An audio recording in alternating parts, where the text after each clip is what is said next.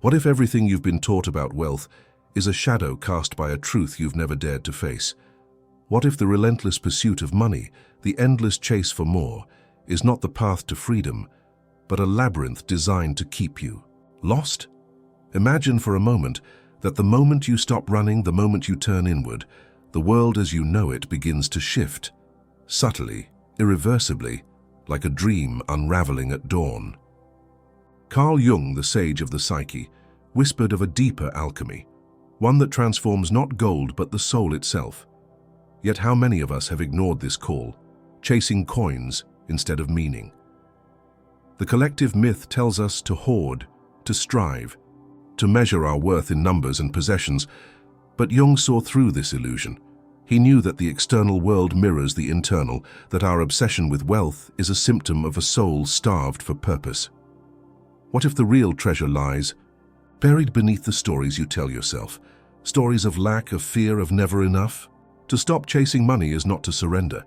It is to confront the archetypes that bind you, to step into the unknown where the self awaits, whole and unshackled. Can you feel the weight of that possibility, pressing against the edges of your awareness, daring you to look closer? Jung taught us that life is not a straight line but a spiral, a journey where every end circles back to a new beginning. When you release the frantic grip on wealth, you do not fall.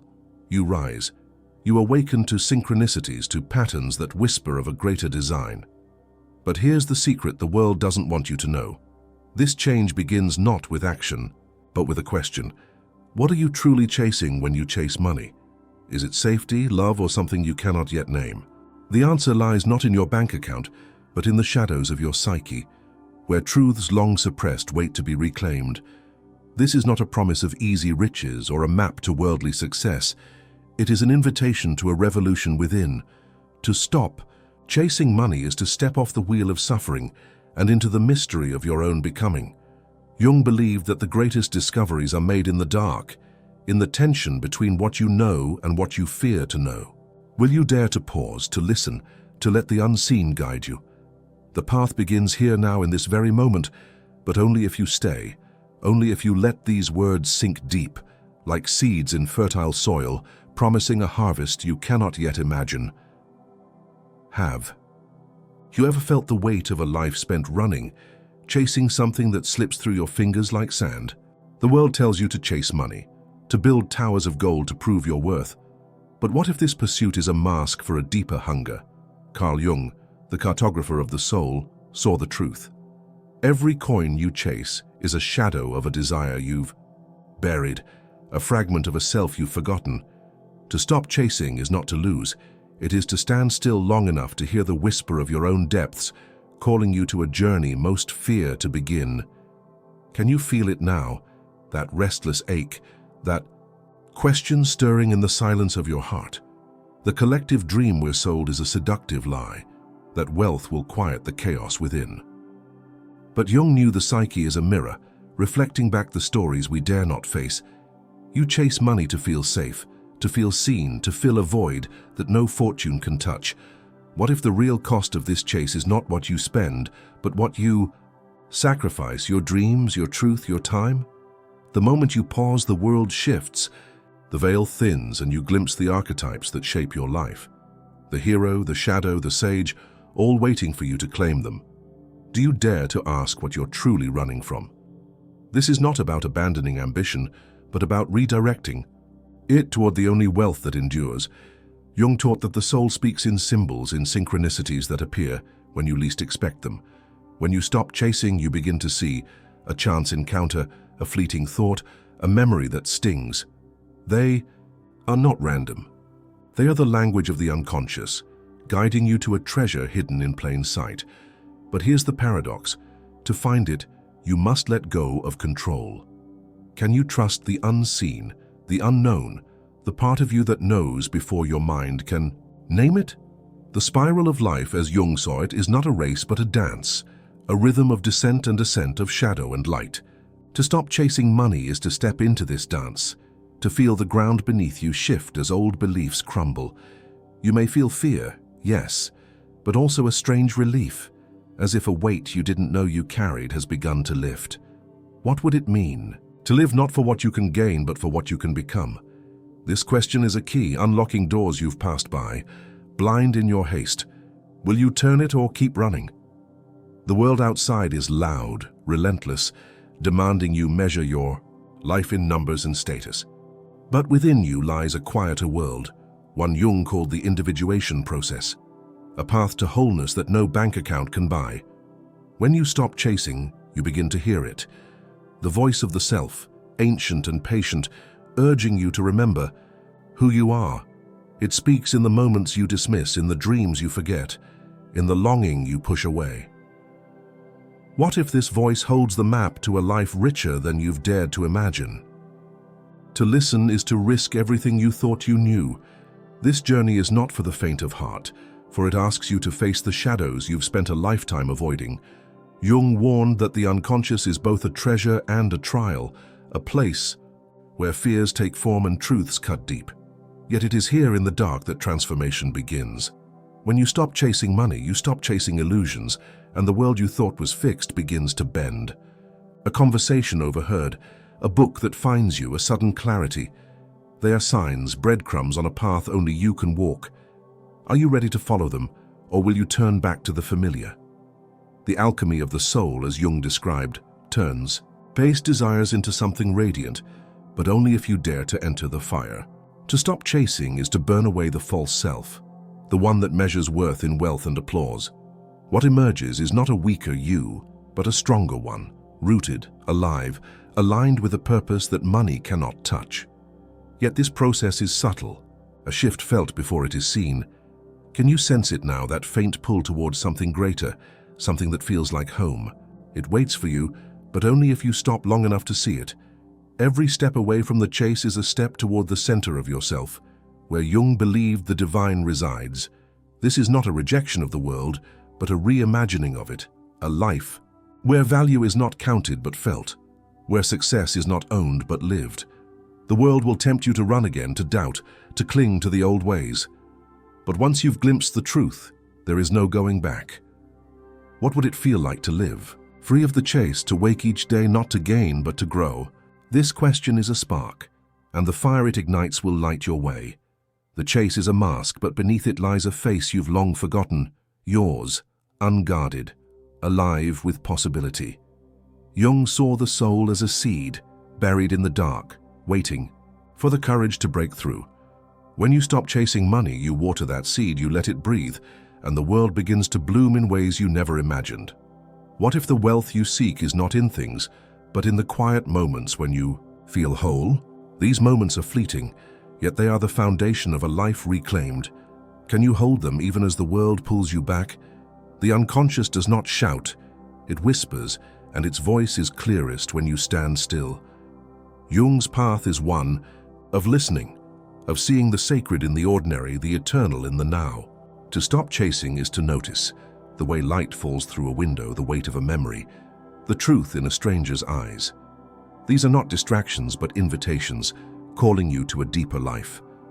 What would it mean to answer that call? To live as if every moment were a clue. The choice is yours, but the moment is fragile, slipping away unless you claim it. The world is a labyrinth, and money is its oldest trap, promising freedom while binding you tighter. Jung knew that true liberation comes not from escaping the maze, but from finding its center, yourself. When you stop chasing, you begin to see the threads that connect you to something greater, to others, to the earth, to the mystery of existence. Can you feel them now, those invisible ties tugging at the edges of your soul?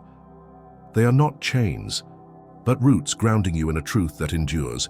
This is not a path of certainty, but of faith, in yourself, in the unseen, in the spiral that leads you ever inward. Jung's gift was to show us that the soul is not a destination, but a journey, and every pause is a step closer to its heart. To stop chasing money is to choose that journey, to trade the fleeting for the eternal. What would it feel like to walk this path, to let go of the weight and rise? The answer is not out there, but here in the silence where your soul waits to be heard.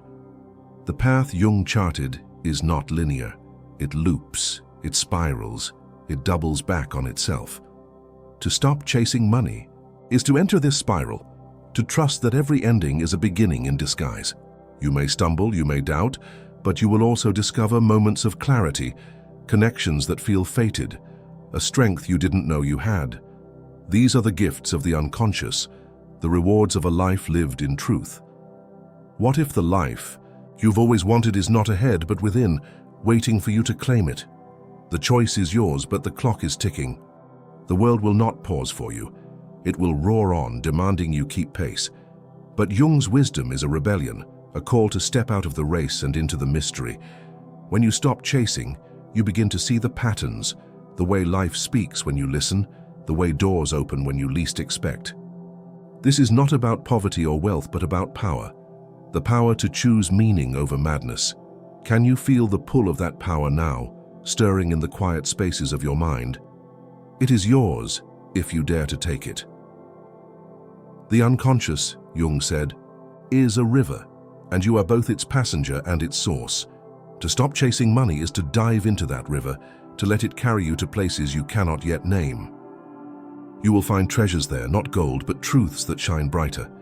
You will face monsters too, fears, regrets, the ghosts of who you thought you were. But you will also find allies, insights, dreams, the courage to keep going. What would it mean to trust this river, to let it reshape you? The answer is closer than you think. This is not a journey of answers, but of questions that burn away the lies you've lived by. Jung believed that the soul grows not by certainty, but by wonder, by the courage to face the unknown. When you stop chasing, you begin to ask, what is wealth if not the freedom to be yourself? What is success if not the peace of knowing you are enough? These questions are not the end, but the beginning, a doorway to a life that is yours alone. Will you step through or stay in the shadow of the chase?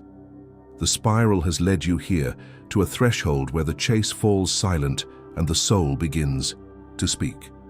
Jung's wisdom, like a lantern in the fog, reveals not an end but a beginning, a moment where the shadows you've run from become the map to your becoming. To stop chasing money is to step into a current deeper than desire, a river that carries you toward the self you've always been, yet never fully known.